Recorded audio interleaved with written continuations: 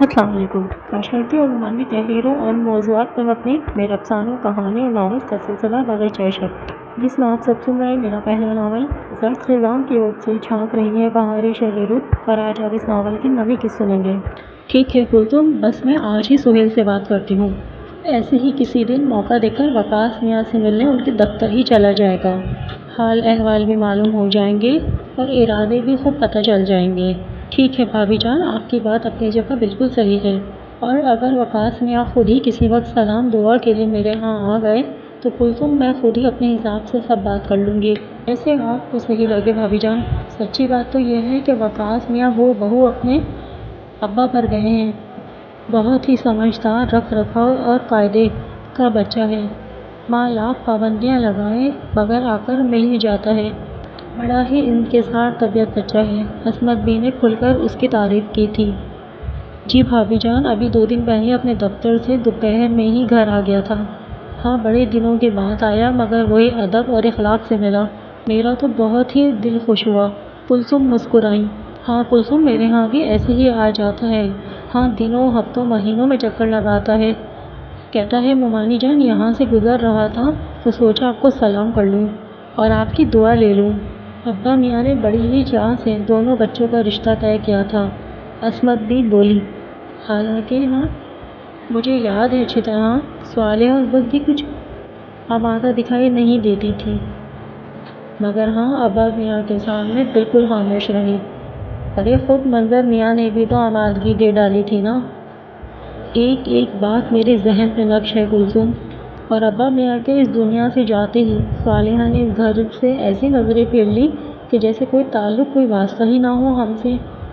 اور پھر کچھ سال اور گزرے، سہیل کے ابا بھی اس دنیا سے چلے گئے، مگر یہ حسرت ہی اپنے ساتھ لے گئے کہ صالحہ نے خدا نخواستہ اپنے جی کو کیا روک لگا لیا ہے، نہ بولتی ہے نہ آتی ہے۔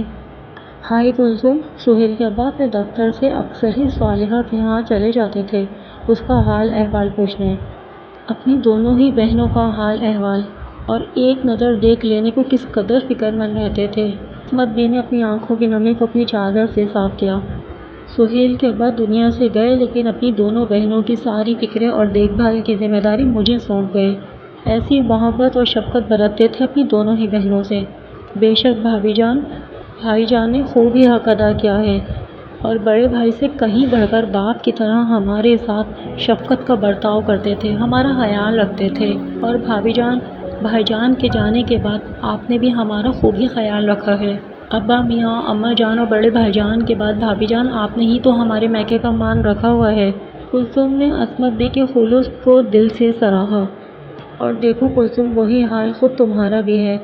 آج تک مجھے نہیں لگا کہ تم میری نند ہو۔ عصمت بی نے وزاداری سے انہیں دیکھا۔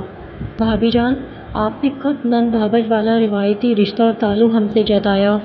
ہم دونوں بہنوں سے کیسی محبت اور لگاوٹ کا برتاؤ کرتی ہیں آپ۔ اور بھابھی جان، ہم ہی کیا، میرے تو سارے ہی سسرال والے بھی آپ کے گن گاتے ہیں۔ اور سچی بات ہے، اچھائی اور برائی چھپائی نہیں چھپتی، اور لاکھ صالحہ لیے دیے والا برتاؤ رکھے، مگر میں جانتی ہوں وہ آپ کی بہت عزت کرتی ہے بھابھی جان۔ آپ نے ہم سب سسرالی رشتوں کو ایک دھاگے میں موتیوں کی طرح پرو کر رکھا ہوا ہے، اور اب کہاں اسی مثال دکھائی دیتی ہے۔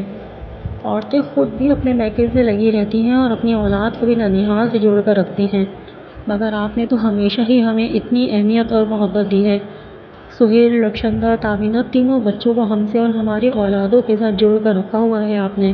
اب دیکھیں نا بھابھی جان، میں کس قدر پریشان تھی تو دوڑے دوڑے آپ ہی کے پاس آ گئی، اور آپ نے بھی میری پریشانی کا حل ڈھونڈ کر میرے سامنے رکھ دیا۔ بڑا مان رکھا ہے بھابھی جان آپ نے ہمارا۔ سچ کہوں تو میں اور صالحہ آپ کا صحیح معنوں میں حق ادا کر ہی نہیں سکتی۔ بھابھی کے رشتے کو ماں کی طرح نبھایا ہے آپ نے۔ کلثوم، سہیل کے ابا جاتے جاتے اپنی دونوں بہنوں کی ساری فکریں، ساری پریشانیاں اور ذمہ داریاں مجھے دے کر گئے ہیں۔ بس کلثوم، میں نے بھی پھر یہی سوچ لیا تھا، کلثوم اور صالحہ دونوں کی بڑی میں ہی ہوں۔ سہیل کے ابا مجھے تم دونوں کو بڑا بنا کر گئے ہیں، اور اپنا بڑپن مجھے ہر صورت رکھنا ہی ہے۔ میں جب تک ہوں تم دونوں میری ذمہ داری ہو۔ ہاں، کوئی خاص کارنامہ تو نہیں کیا ابھی تک، لیکن کوشش کرتی ہوں میرے ہوتے تم دونوں کو کوئی فکر، کوئی پریشانی نہ ہو۔ اور دیکھنا، وقار شمائلہ دونوں بچوں کا معاملہ بھی جلد ہی ٹھیک ہو جائے گا۔ صالحہ کو بھی جلد ہی اپنے رویے کی بدسلوکی کا احساس ہو جائے گا۔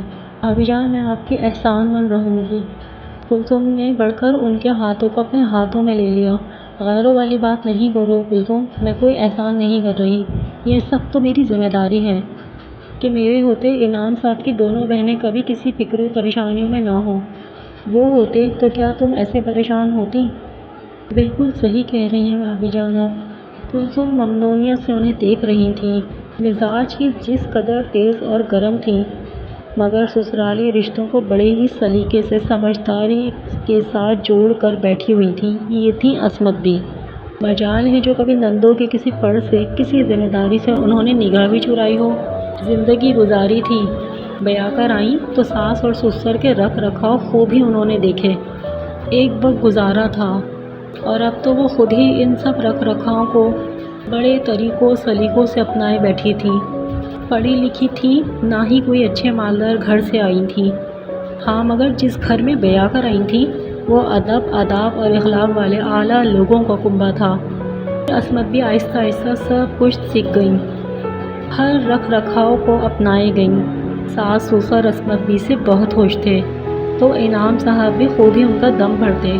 آپ کو میری یہ قسط کیسی لگی؟ اپنی رائے کا اظہار لائک، کمنٹ کی صورت میں ضرور کیجیے گا۔ چینل کو سبسکرائب کیجیے گا، بیل آئیکن کو پریس کیجیے گا، ویڈیو کو شیئر کیجیے گا۔ اپنے سارے ہی پیارے رشتوں کو اپنی ذات اور اپنی سوچ میں رکھیں سب سے مقدم۔